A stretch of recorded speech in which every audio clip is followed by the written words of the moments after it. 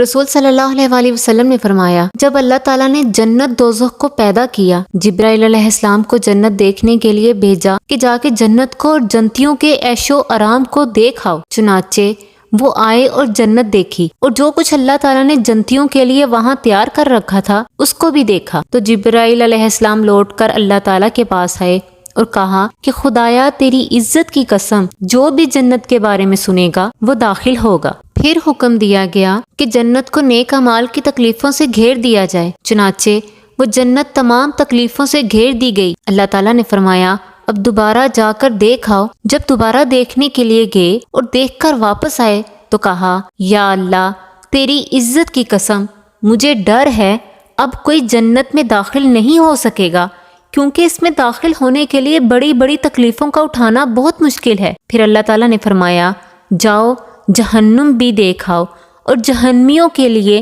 جو سزائیں تیار کی ہیں ان کو بھی دیکھاؤ۔ تو آ کر دیکھا کہ جہنم کا بعض حصہ بعض پر سوار ہے، یعنی جہنم کی آگ بھڑک رہی ہے اور آپس میں ایک دوسرے پر غالب اور مسلط ہے۔ تو جبرائیل علیہ السلام لوٹ کر آئے اور کہا، اے اللہ تیری عزت کی قسم، کوئی بھی سن کر اس میں داخل نہیں ہوگا۔ پھر وہ جہنم خواہشات نفسانی کے ساتھ گھیر دی گئی۔